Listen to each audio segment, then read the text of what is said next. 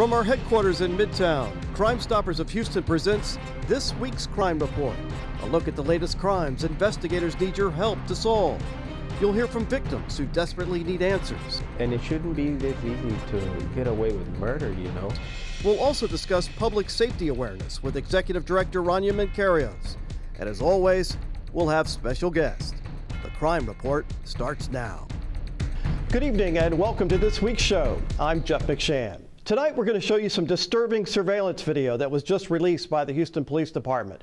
We've got details of these crimes and hopefully you will recognize the suspects. We can get them off the streets.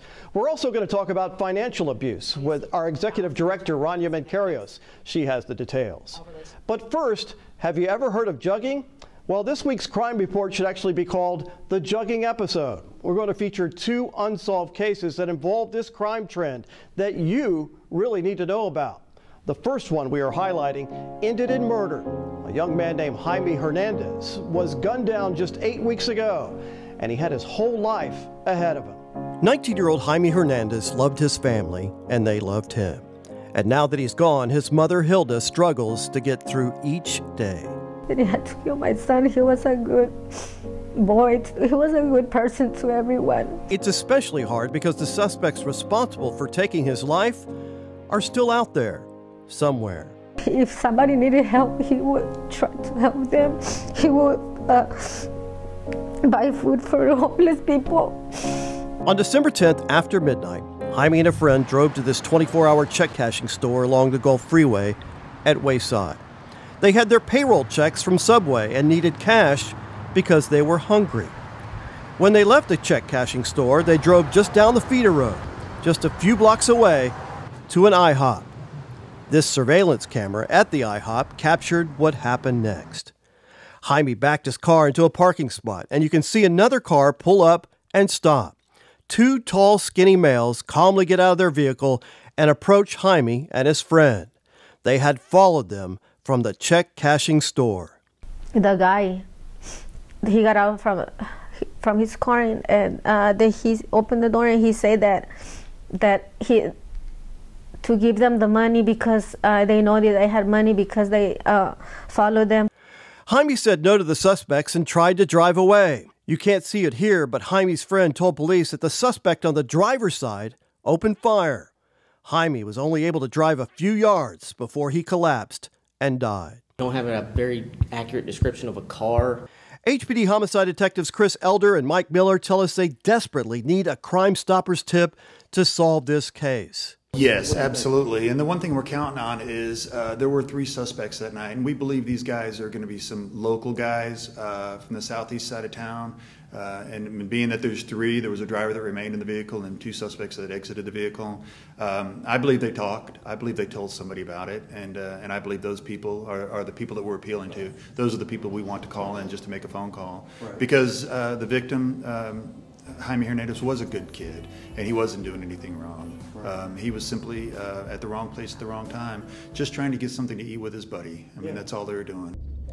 Detective Elder says the suspects who did this were experienced and have likely followed people and then robbed them before. Their tactics, the way they followed them from the check cashing store, the way they pulled up to the vehicle, the way they both kind of got out at the same time and just went straight to the car. They knew what they were looking for. They knew what they were there for. This definitely was not their first time. Yeah, they even told your witness that, hey, we know where you just came from. Yes, they did. We know you came from the PLS. They said, don't be strict, give us the money. And that's when Jaime decided he wasn't going to have any of it, and he drove off. I don't blame him for driving off. Following people from banks or from a retail store where an expensive purchase was just made is becoming more common in Houston. Police call the crime jugging. Until I had this case, and I've heard of jugging before, but until I had this case and read all the cases we've read in association with this case, how prevalent it is. It's happening all the time. If you're going to an institution like that, especially at that time of night, 1 o'clock in the morning, late, you need to be aware of your surroundings. And of course, it would be our recommendation not to do something like that at 1 o'clock in the morning. And of course, these check cashing places are 24 hours. Jaime, who loved to skateboard, had dreams to finish school, work hard, buy his own home, and a Nissan sports car. His favorite. They went to saw those cars at the dealership. Oh, okay. Yeah. You went and looked at them a lot. I like that one, but it was almost that $50,000. No, you need to buy a cheap car so you can start learning how to drive. Right. Don't want to You'll be wreck a that professional driver, and then you can buy a good car. So what's it like not having him around? It's painful. I remember him every day. It is. I do remember about him every day when I'm driving to work. Now, his family just wants some answers to help relieve some of the overwhelming pain. It's stressful, painful, because we would love to hear someone to speak up and say, yes, we do know that person, who it is. And it'll be like a relief for us knowing who was that person and knowing that he's going to be in jail for the rest of his life. It will mean a lot to us. It will be like a miracle come true for us. They need to be caught because they're doing it so they can stop doing bad stuff to other people. And this is the kind of case where we don't give up on. And I just finished talking with the family about it. There's nothing that we wouldn't do. There's nothing our department wouldn't do, our chief wouldn't do to help put these killers behind bars. There's absolutely nothing. And that's one of the reasons we're here today, is to try to get some further exposure on the case and to get somebody to make that phone call. Yeah. Somebody out there knows who did this. They've heard the killers talk about it. Call us anonymously today, 713-222-TIPS. We want to pay you some cold, hard cash for that tip. Moving on, while these next two videos are disturbing, they show cowards in the act targeting women. These are ugly human beings attacking women to get their purses. The first one we are showing you happened at 8:20 in the morning. A female was walking from her car to her job and was followed by the suspect. As you can see, he knocks her to the ground. She said he also had a gun. He takes her purse and casually walks away. This video makes my blood boil. This was in the 6000 block of Corporate Drive in Southwest Houston. It would make my day if someone would call anonymously right now and tell us who this person is. Crime Stoppers would be happy to pay the tipster $5,000 in cash. This next case will make you mad too. Two males approach a woman in her own driveway while she's unloading her vehicle. You can see that one of the males forcibly took her purse, knocking her to the ground. The suspects ran away on foot. Both suspects are believed to be between the ages of 20 and 22, both around 6 feet tall and 180 pounds. I would love to see them in handcuffs too. Call us right now if you know who these suspects are. You can do it anonymously and we will pay you in cash. Everybody needs money. Do the right thing and call us today. Up next, another jugging case and video of two females committing robberies. They don't fit your typical criminal profile.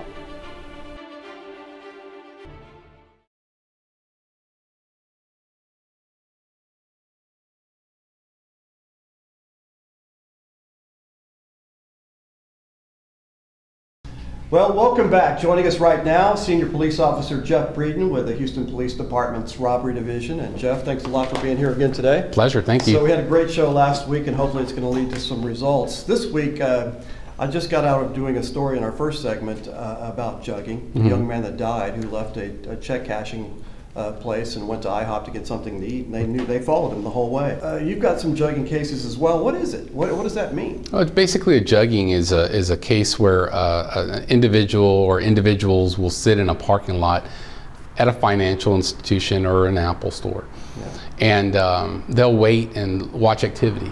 You know, and if somebody walks out, you know, or they've gone to an ATM, they'll follow them. Yeah, they assume they have money, or Right. they assume they have some sort of expensive item if they went to a retail store. Right. And in Houston in particular, we've had a good increase of them, and they're not uncommon anymore. It happens. So what'll happen is they'll follow them to a certain destination wherever they're going. And in some cases, they'll park their vehicle, and if they walk away and it seems like they're empty-handed, they'll break into the car immediately after that person walks away and take the belongings from inside.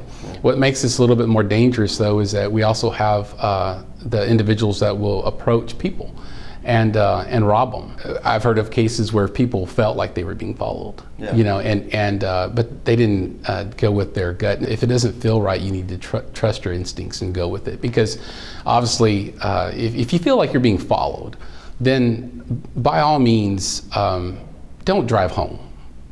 Go to a police station, and if you're not close to a police station, and you still feel like this person is following you, then it's okay to call 911 and let the dispatcher know that you've left a financial institution. Police are very aware of what juggings are, and that person needs to be identified. So that leads us to really your robbery of the week that you want to feature this week, and that's a jugging case. Tell us a little bit about that. So what happened on Tuesday, January the 31st? Yeah, not too long ago. Yeah, in the morning, the individual he had just left a bank.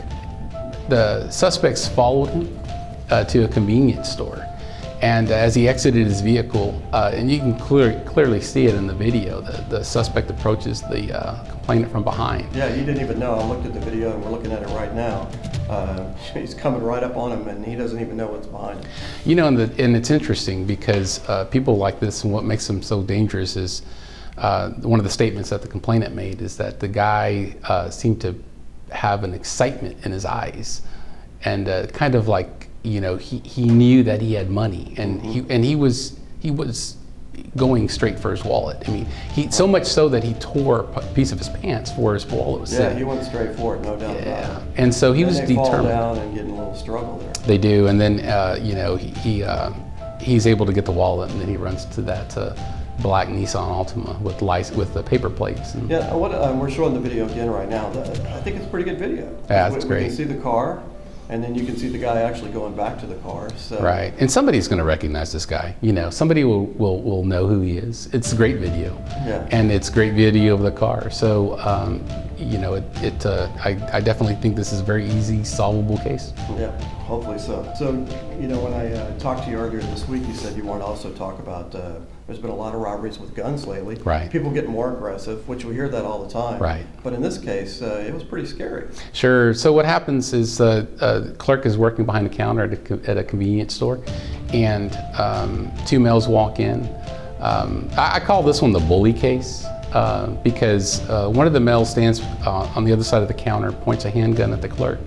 The large male suspect walks around the counter and basically, to me, he bullies the complainant around. At one point, he picks him up and carries him over to the next register. Bigger, pushing him around. Right, and I think he doesn't have a gun in the robbery that I can see. The other guy's pointing, as you can see right now. And has that clerk scared crazy because he has no idea. Me to death. Right, yeah. And so it's disturbing to me because I personally don't care for bullies, you know, and just the way that this case came across. Poor guy was scared, you know, during the whole time, but not knowing if he was going to live through that or not. So. Yeah, and the guy, we'll look at it again right now. The guy pointing the gun, you can actually kind of see his face pretty well. Yeah, and we also the camera was shooting. Right, and we believe that this particular individual is also responsible for some other robberies as well. Yeah, that surprised me. Right, and so that's why it's very important to us that somebody recognize him. Okay, so our third and final segment really is we're talking about women. You know, we always think it's always males out there doing these robberies. Right. But in these two cases that we've got right now, one of them are pretty surprising to me. This first one we're going to show you, a large female goes in there with a handgun to a loan institution. Right. Well, what surprises me about this one is her age. She's a much older female, and she doesn't really fit, I guess, if you can say, our profile for a robbery suspect. Yeah. So she pulls out a handgun, and which surprises everybody, and you know, announces this is a robbery, and I think it catches the people behind the counter kind of by surprise. She hands them, as you can see on the video, she hands them her purse, and has them put the money in. Basically, fill it up. Right, yeah. And so I'm guessing maybe there is some sense of hesitation on the other side of the counter, because at some point during the robbery, she announces that if they don't hurry, she's got some people outside there that are going to come inside and shoot the place up. She's also connected to a robbery that happened about a week later after that. Yeah. Wow. Yeah. So hopefully we'll catch her. So this other case is from I guess actually this month. Well, January 31st, actually, at the end of January. It's at a Subway restaurant. Had a lot of those robbed lately. But this is a female as well. Right. Yeah. She comes in alone.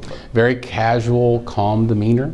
Walks up to the counter, pulls out a little handgun, and announces that it's a robbery. And so they cooperate, and she gets the money from the cash register and just walks out. Yeah. But that's another good video. It is. So we just, that's one of the reasons that as we end this segment, you say go to our website, Houston Robbery. Yeah, you can go to Houston Police. Yeah, HoustonPoliceRobbery.org. What we are doing is just housing all our good videos and surveillance photos, so anybody can go in there. Any person in the public can go to our website at any point, and we've got that interactive map where you can go in and see if anything's going on at your side of town in Houston. Yeah. So if you think you know somebody that's involved in a robbery, you should go to that site, because we work working with the Houston Police, and we're offering up to $5,000 reward for any felony suspect, the identity and arrest of the suspect. So, man, you got a lot of good material there. Yeah, and I think if I was a private eye, I might live on your website just to see if I could make some money off of Crime Stoppers. And I can't, and personally, I just can't thank Crime Stoppers enough for the assistance that y'all have and the support that y'all have with us in this website, and being able to put y'all's information on there as far as being willing to pay these people that are these tipsters. Well, that's a good thing. So keep those calls coming in to our tip line, 713-222-TIPS. As always, we appreciate it. Remember, if you think you're being followed and it could be a drugging case, call 911. And also remember, just because a female walks in by herself, right, doesn't mean she's not a robber, because always it could be aware. Anybody nowadays. They're all getting out there with a handgun. Sure, sadly. just be aware of your surroundings. That's for sure. Thanks a lot, Jeff. Thank That's you. it for now. We'll be back in just a moment. Up next, financial abuse, what many women are facing and where you can get some help.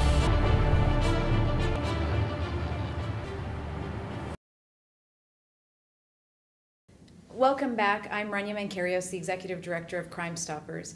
And this month we're focusing on financial crimes. With us today is Jennifer Roost, a financial advisor with Raymond James & Associates, Inc. Welcome, Jennifer. Thank you so much for having me. Well, we're so happy you're here, and I know that you have a specialty in literacy for women, and I think it's fascinating because we started talking a little bit about how women today, we're doctors, we're lawyers, we're executives, and we have all of these wonderful careers, but when it comes to financial awareness, it's something that we're just not interested in learning about, or we feel afraid to learn about. What is your experience with that? Have you found the same thing? I have absolutely found the same thing.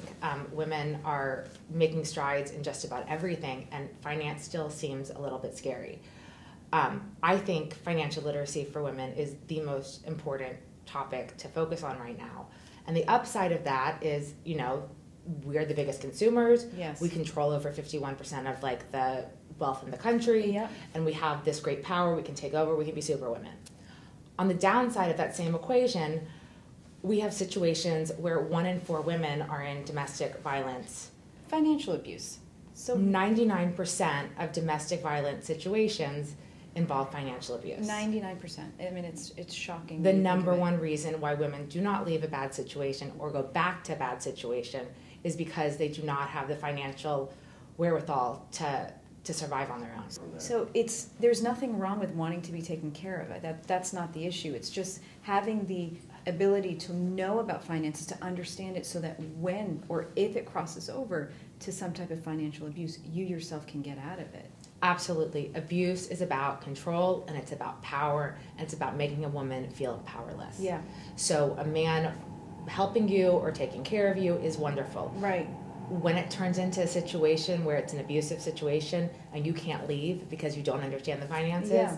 You don't have the money to leave? You don't have the money to leave. I mean, he has you systematically not getting yourself in a situation where you could take care of yourself. You're talking about women who live on allowances and are getting to the point where they can't get the next meal, or they have kids that they want to take care of and they don't have money to take care of their children. That's setting up women for complete and utter failure, and basically in situations that they literally cannot get out of. So that's why the financial literacy is so important. The proactive learning. Yeah, and even just understanding what's not appropriate, and being able to say, that feels good, but if you're sabotaging my job, or you're not showing me family finances, or you're ruining my credit, these are things that I know are not appropriate roads for us to be taking. They need to start teaching their daughters. They need to start teaching their friends. when you have numbers like 1 in 4 women, that means somebody you know is in a situation where this is an issue. I'm sure people get invitations, come to this, come to that. Anytime it comes across your path, learning a little bit more step by step is probably a good idea. And thank you, Jennifer, so much for being here. Thank you so much for having me. And if you want to learn more about financial crimes and other information, please go to our website at crime-stoppers.org. We'll be right back.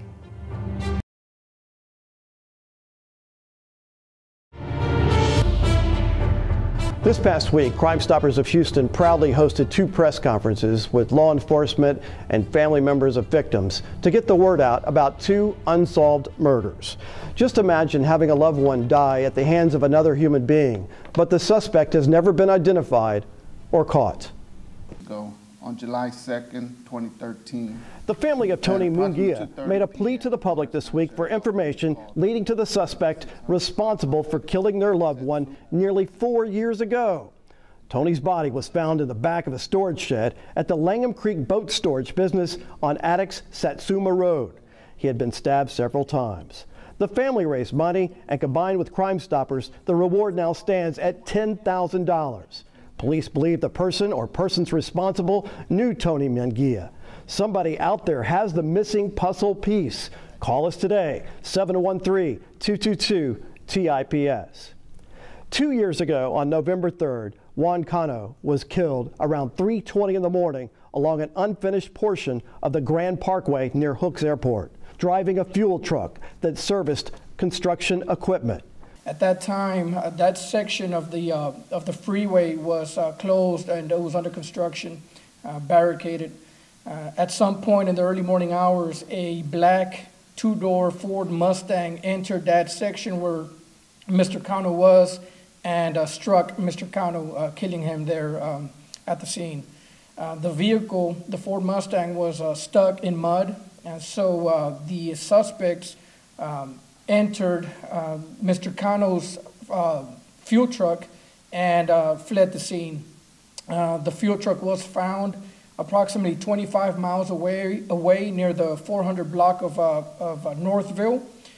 Cameras near that location captured images of 2 males and a white female, or possibly white female, leaving that abandoned vehicle. I just want to let them know that my husband was a very good person. He was always hard worker man, and he never had problems with nobody. So I just want everybody can help me to find out who was the person or the persons who I'm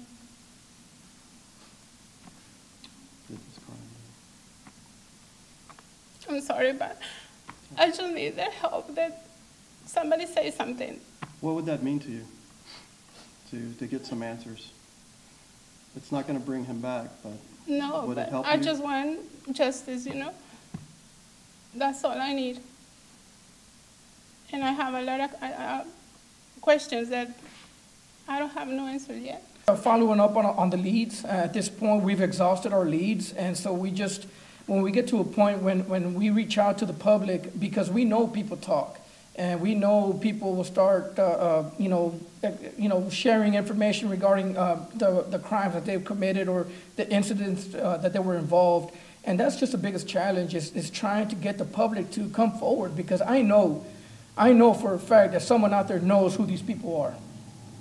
No doubt in my mind. And that's just the biggest challenge to us as investigators is getting the public to come forward, because I know someone out there either heard or knows about this incident and they know who's involved and they just haven't came forward.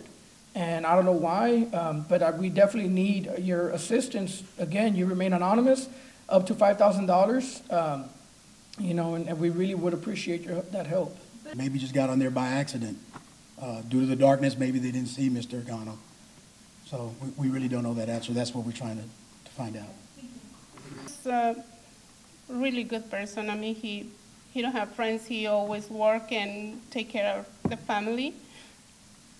And he enjoyed playing with his kids at the park. We like to work and go back to home and spend time with the kids. And now it's only me and them.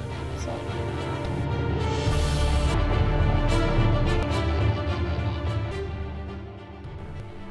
Please call us. Someone out there has heard about what happened that night. Call us at 713-222-TIPS. That's our show tonight. But remember, if you're leaving a store with an expensive item or a bank with a lot of cash, make sure you are not being followed. If you are, don't go home. Call 911 or drive to a police station. It may save your life. We appreciate any comments. Send us an email at the email address you see here on your screen. Until next time, I'm Jeff McShann saying so long and stay safe out there.